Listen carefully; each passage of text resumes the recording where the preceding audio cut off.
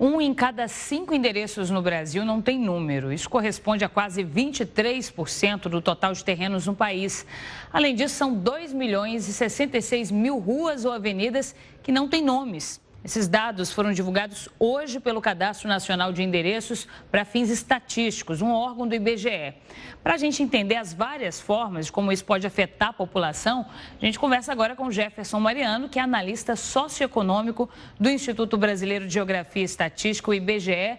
Jefferson, muito boa tarde para você. Obrigada pela participação, bem-vindo. Boa tarde, é um prazer estar falando com vocês.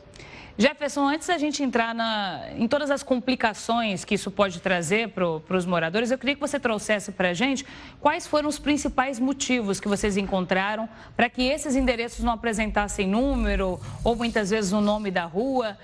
Geralmente, esses casos estavam ligados à informalidade, a áreas de ocupação, por exemplo?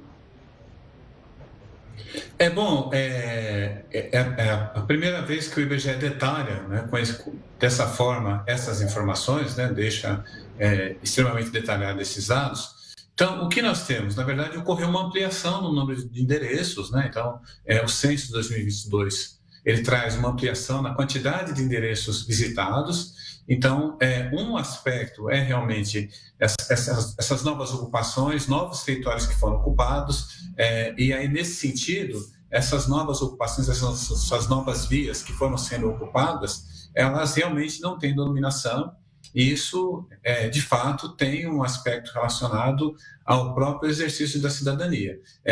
Além da questão da denominação, né, das vias não terem denominação, também nós temos o problema dos números, né? Então, muitos domicílios sem números, então são dois problemas, a questão das vias sem denominação, ruas sem nome, e também, inúmeras ruas, também os endereços não identificados. Então, o que acontece? Para o morador, isso é muito complicado. A gente pode falar, por exemplo, das favelas. Nós temos inúmeras ocupações, inúmeras favelas nas quais a pessoa não tem o número, e aí o fato de não ter o número não tem um exercício limitado da cidadania. Esse é o grande complicador. Exatamente, Jefferson. Eu queria entrar justamente nesse ponto com você. Eu morei um tempo no Rio de Janeiro e no Rio a gente via muito essa realidade nas comunidades, né, de forma geral, assim. Muitas ruas sem nome ou, às vezes, ruas diferentes com o mesmo nome, casas com o mesmo endereço, numeração repetida. E isso trazia uma série de transtornos, né, para os moradores, para receber correspondência, para receber entrega de forma geral. Então, todo o serviço básico era dificultado. Eu me lembro, inclusive, de uma reportagem que a gente fez a respeito, em que um morador disse que estava com um processo no INSS para conseguir a aposentadoria dele e que a correspondência informando que ele tinha conseguido a aposentadoria chegou e ele ficou sabendo anos depois, porque ele nem conseguiu regularizar toda a situação ali do benefício, porque ele não recebeu essa correspondência. Então, para essa população de áreas informais, geralmente, tem uma série de transtornos nas mais variadas áreas, né?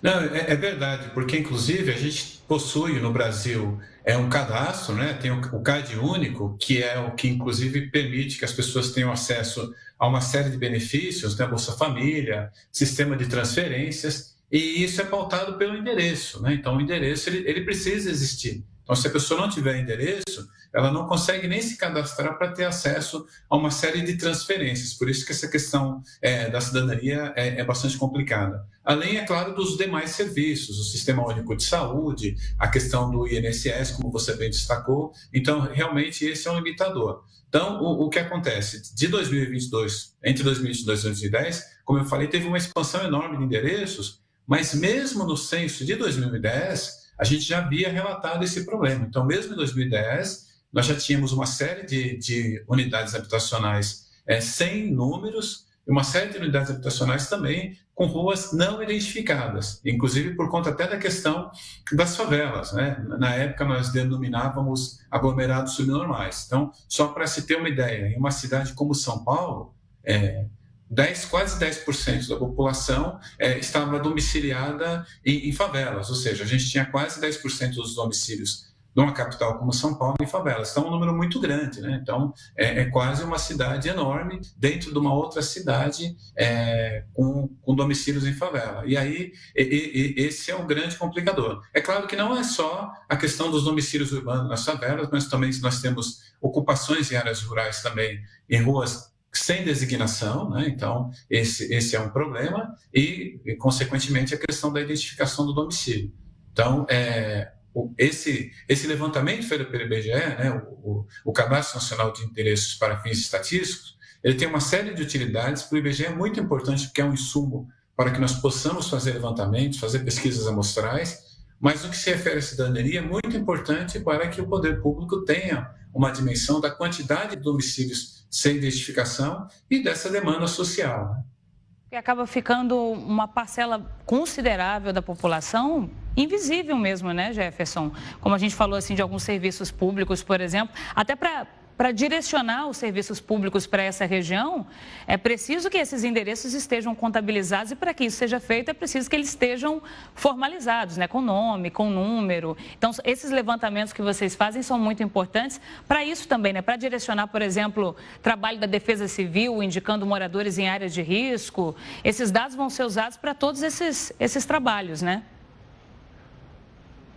Não, é verdade. Inclusive, eu gostaria de destacar, né, que em função da tragédia que ocorreu no Rio Grande do Sul, o IBGE teve uma estratégia de antecipação dos resultados. Então, nós tínhamos um calendário para a divulgação dos dados, dos microdados do Cadastro Nacional de Endereços. O IBGE antecipou, inclusive, essa divulgação para que nós pudéssemos fazer um mapeamento das localidades que sofreram maiores impactos dessa tragédia. Então, o IBGE trouxe essa informação do Cadastro Nacional de Endereços. Tem uma novidade importante nesse cadastro, que é a associação das informações do IBGE com o CEP. Então, as pessoas conseguem pegar os CEPs e descobrir, por exemplo, quantos endereços existem naquele CEP, quantas unidades, e o tipo de unidade habitacional, se é casa, se é apartamento, e se é um domicílio utilizado para outras finalidades. Então, com isso, o IBGE pode contribuir com uma estratégia de identificar as localidades que sofreram maiores impactos e, como desdobramento, essa informação vai ajudar o governo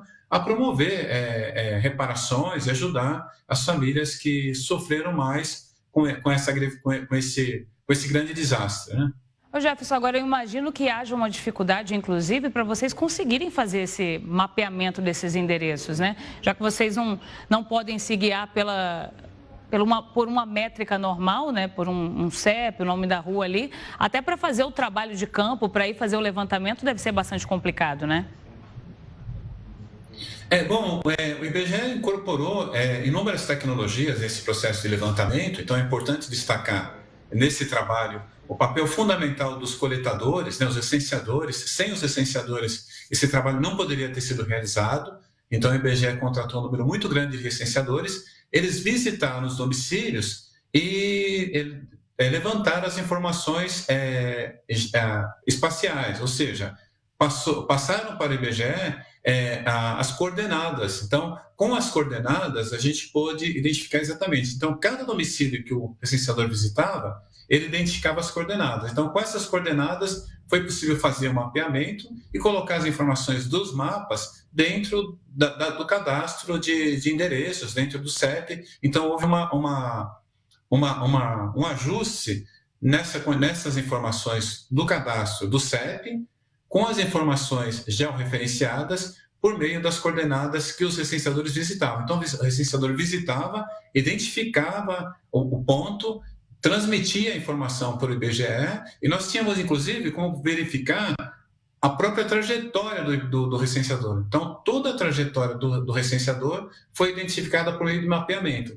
E, inclusive, localidades que o recenseador tinha dificuldade de identificar um nome formal, a inexistência do nome formal, o recenseador perguntava qual era o nome usual, qual era o nome que a população conhecia por aquela localidade. Inclusive, tem um dado interessantíssimo no cadastro de endereços, é que os endereços estão identificados, as pessoas conseguem saber o que é casa, o que é apartamento, o que é unidade rural, o que é igreja, e, por exemplo, no caso de uma igreja, a designação da igreja. Então, dá para saber quantas igrejas são no Brasil para cada tipo de religião, igrejas, templos religiosos, não dá para saber todas as religiões no Brasil, a gente consegue ter essa informação, isso é muito importante. Agora, é claro, os estabelecimentos rurais, os estabelecimentos para fins educacionais, estabelecimentos de saúde. Então, esse é um dado bastante rico que permite, então, o poder público fazer esse planejamento. E aí,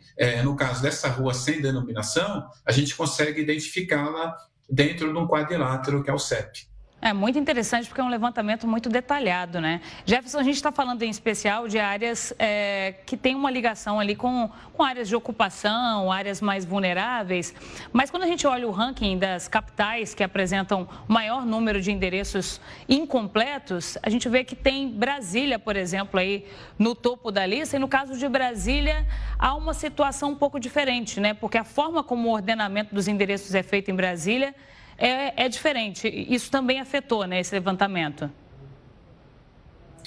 Sim, né? É sempre importante destacar, né? Então, a gente tem, no caso do Centro-Oeste, em específico Brasília está com índice elevado por essa especificidade, uma questão da legislação de Brasília com relação à designação das localidades. Então, isso explica um pouco essa situação, esse ponto fora da curva. Mas, tirando Brasília, a gente ainda tem algumas cidades importantes do Brasil que, mesmo sendo grandes unidades federativas e capitais importantes, ainda com um número expressivo de pessoas morando nessas circunstâncias, especialmente por conta dessa questão da ocupação, né, das ocupações irregulares, das áreas que vão sendo disputadas em função do déficit habitacional, de questões do Brasil que dizem respeito ao atendimento da demanda por moradia, né? São dados que ajudam a gente a ter um panorama melhor do país em que a gente vive, né? Ter um retrato social e, como você bem explicou para a gente, são muito importantes para o direcionamento, né, das políticas públicas, para saber quais são as regiões mais vulneráveis num determinado serviço ou em outro. Muito obrigada, viu, Jefferson, por todas as informações que você trouxe para a gente, por essa conversa. Uma ótima tarde para você.